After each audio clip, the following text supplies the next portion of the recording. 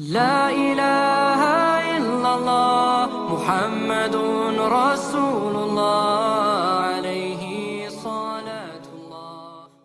Afiat, alhamdulillah Ustaz. Ya. Ini sedang di mana Ustaz? Saya tepatnya di rumah. Nah, di rumah ini di ruang favorit saya di perpustakaan. Masya Allah. Sendiri Ustaz di rumah. Oh. Tidak ada anak, tidak ada istri. Semua saya sudah kirim ke kampung, isolasi. Itu lebih parah dari lockdown. Ya, apa boleh buat? Ini berat, tapi harus dilalui. Sebab kalau terpapar virus, lebih parah lagi. Apa sebabnya? Kenapa tidak dengan keluarga? Sebab waktu itu, Ustaz, sebelum saya ketemu dengan orang yang kontak fisik, kontak dalam arti wawancara dengan orang yang dinyatakan positif, guru saya, Profesor Dr. Idrus Paturusi, mantan Rektor Unhas, saya wawancara. Nah, sebelum wawancara itu, anak saya sudah kirim kampung. Satu, untuk menghadiri pesta keluarga pengantin. Yang kedua, memang untuk isolasi, karena di kampung lebih aman. Nah, ternyata setelah saya dinyatakan orang tanpa gejala, karena sudah ketemu dengan orang yang positif virus, maka saya tidak boleh ke kampung. Dan anak istri saya juga tidak boleh ke Makassar untuk melindungi dari tertular virus. Saya alhamdulillah sudah tes dan sudah mengalami masa isolasi sudah lebih dari 14 hari. Ini hari ke-19. Alhamdulillah sudah tes rapid, meskipun tes rapid ini sebenarnya bukan untuk menentukan tingkat akurasinya cuma 30%, tapi dinyatakan negatif. Untuk itu saya harus ulang lagi di hari ke-7, maknanya di hari Jumat. Jadi kapan Ustadz barunya benar-benar steril, benar-benar negatif?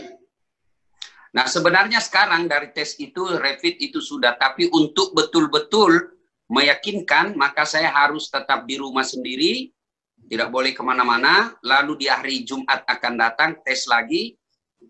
Saya diberitahu oleh dokter bahwa kalau tetap hasilnya masih negatif, alhamdulillah Ustadz betul-betul bersih dari virus dan sudah terbentuk imunitas dalam diri yang baik.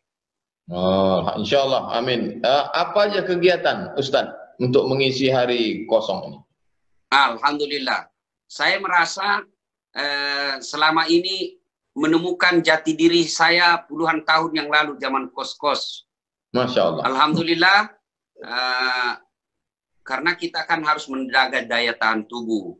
Hidup saya merasa alhamdulillah selama ini hidup saya betul-betul untuk diri saya. Selama ini, selama jadi ustadz, hidup saya lebih banyak untuk orang lain. Dakwah tanpa mengelah lelah dari satu kabupaten ke kabupaten, dari pesawat ke darat dan seterusnya. Selama saya isolasi diri di rumah, subhanallah, hidup saya betul-betul untuk diri saya. Saya pagi-pagi sholat subuh meskipun tidak ke masjid karena dianjurkan hanya untuk di rumah.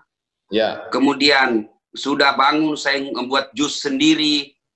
Jam 6 saya sudah di dapur membuat jus sendiri, jus buah 1 gelas, kemudian jus sayur 1 gelas, kemudian makan beberapa, kemudian sarapan di jam 8, kemudian membersihkan rumah. Betul-betul hidup saya penuh kegiatan. Itu kemudian jam 9 ada lagunya itu. Oh iya, ya lagunya Omai Rama.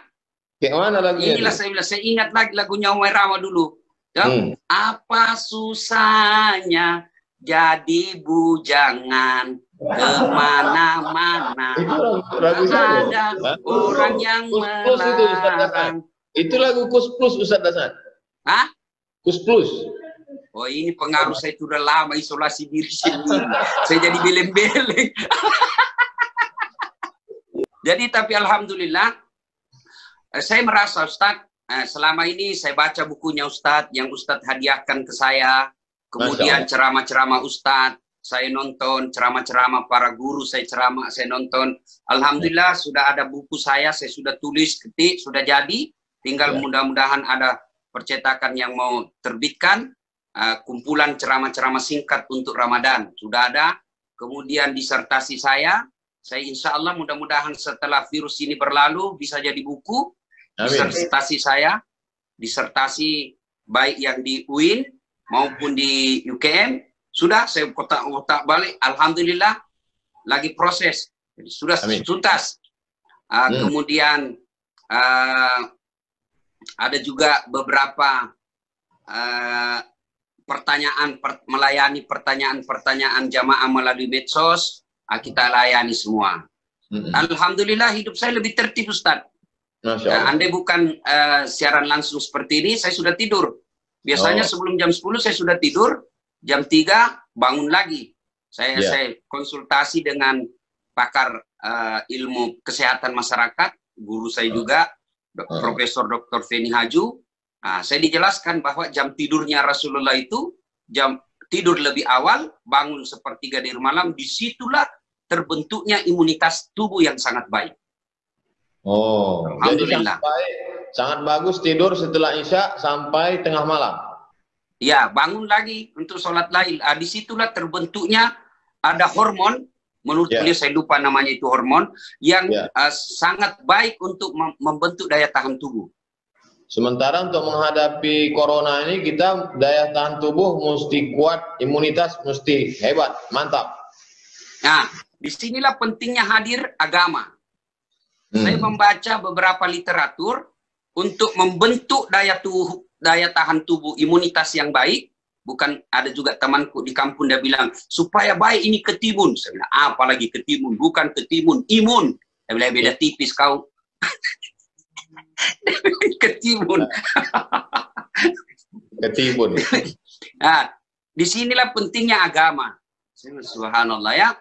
Hadirnya agama, karena ternyata yang merusak daya tahan tubuh kita itu kalau kita terlalu banyak negative thinking, berpikiran negatif, bersangka buruk, ya, menyebarkan hoax, ya, dendam, sakit hati, marah-marah. Saya ingatlah ceramahnya guru kita Agim, orang yang suka marah itu lepas urat sarafnya. Ya, orang yang selalu senyum, nyambung kembali urat sarafnya. Maka saya lebih baik ceramah bikin senyum orang. Meskipun ada yang mengatakan saya Ustadz stand up comedy, saya bilang tidak apa-apa. Yang penting ada yang bermanfaat buat orang lain. Amin. Ya. Medsos gimana Ustadz? Aktivitas di medsos? Ya, semenjak saya isolasi diri Ustadz, saya kurangi. Ya. Saya mengurangi. Nanti setelah lepas di hari ke-14, saya mulai kembali. Itu pun saya membatasi Ustadz, karena saya lebih fokus buku saya, kemudian dengar ceramah.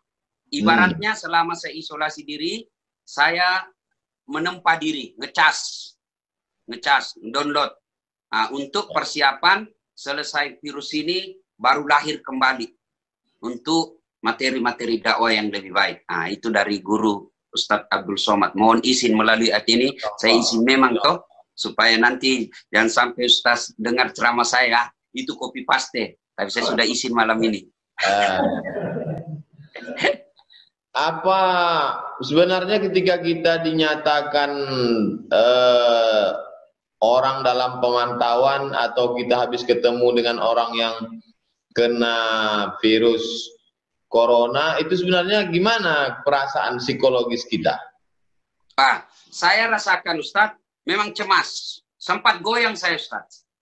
Yang membuat saya, sebab yang saya pikirkan adalah jenazah kita sudah tidak dimandikan seperti umumnya. Ya, kita tinggal di tayamumi. Kalau kita wafat, itu yang saya pikir Ustaz. Kemudian keluarga kita sudah tidak dekat dengan jenazah. Nggak boleh lagi kita mendekati jenazah arwah orang yang meninggal. Kemudian kita disolati tidak rame-rame. Ya, kemudian tidak ada tradisi. Kalau di sini tradisi di Sulawesi Selatan ada malam pertama setelah meninggal hari ini, malamnya ada takziah 1 sampai ke 7 orang untuk datang memberikan dukungan. Semua itu saya bayangkan tidak ada. Tapi saya akhirnya berbesar hati dan kembali merasa bangkit kembali setelah saya mendapati hadis orang yang mati karena wabah itu dinilai syahid dunia. Wah, saya lagi semangat lagi. Kenapa mesti takut? Memang semua orang mati, tapi Ya, sempat memang goyang, Ustaz. Apalagi ketika istri saya mengatakan, anak saya masih kecil, Ece masih kecil. Waduh, ada lagi, ada lebih kurang ngajar. Keluarga dia bilang, bagi-bagi memang cepat warisan.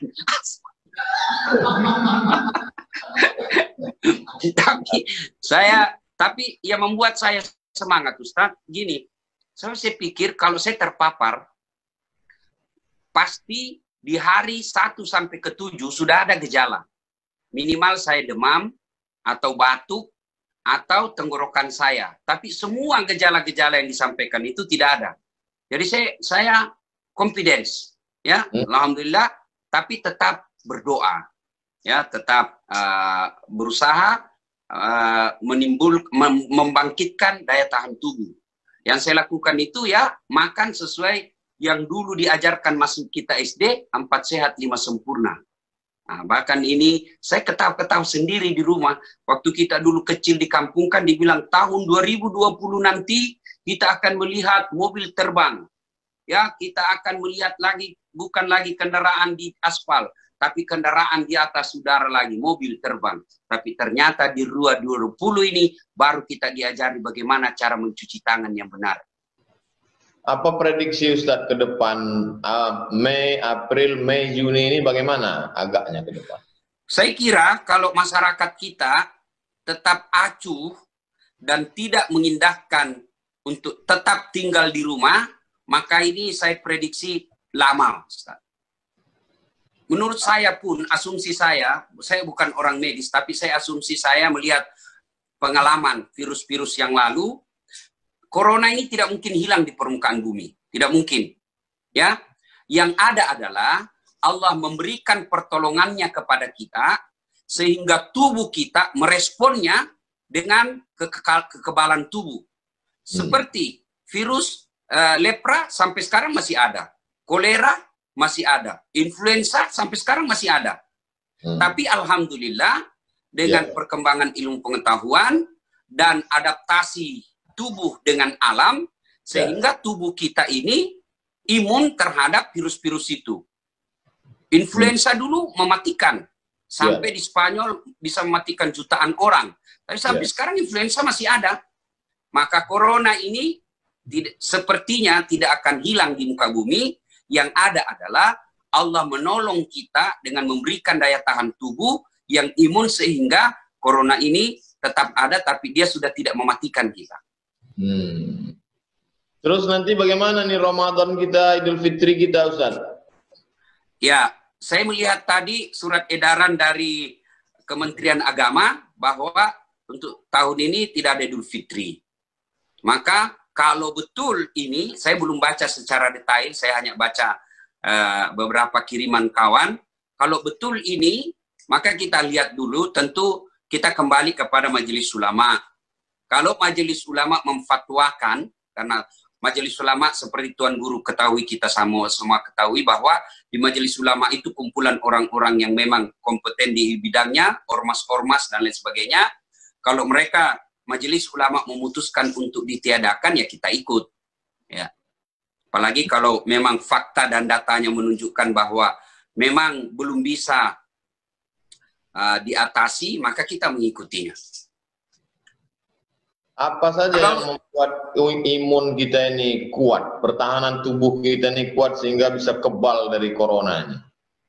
Saya kira Allah menyediakan semua itu dengan sangat murah. Satu, kalau dulu pemahaman kita menganggapnya bahwa sumber vitamin C yang paling baik itu kan dari jeruk. Ya. Ternyata ada yang lebih hebat, Ustaz, meningkatkan imunitas kita. Daun kelor. Bagaimana daun kelor di kampung saya itu tidak perlu dibeli. Ya. Masjid saya di kampung itu pagarnya daun kelor. Orang pulang sekarang baru manfaat. Depan rumah saya juga ada daun kelor. Nah, orang lewat ambil. Nah, murah. Coba kalau obatnya adalah buah pir. Mahal kan? Susah kita. Susah kita ini orang miskin. Kalau anunya adalah anggur. Atau kurma ajwa. Wih, repot kita. Mahal itu. Kemudian itu poligami meningkatkan imun juga, poligami. wah, itu lain lagi, lain bahasannya itu, Ustaz. Lain bahasannya. Saya takut bahas ini karena pasti istri saya bisa melihatnya.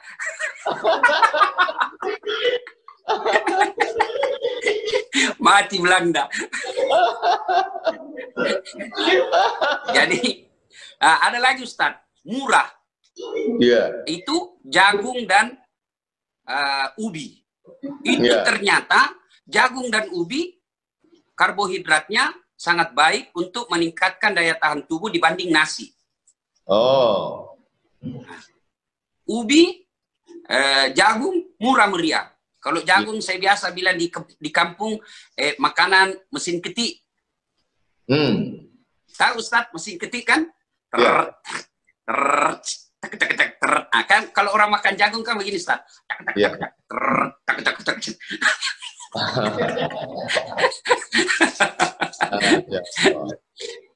Kemudian madu. Madu Ustaz. Saya yang saya lakukan selama ini pagi sebelum segalanya masuk, air jahe hangat saya minum.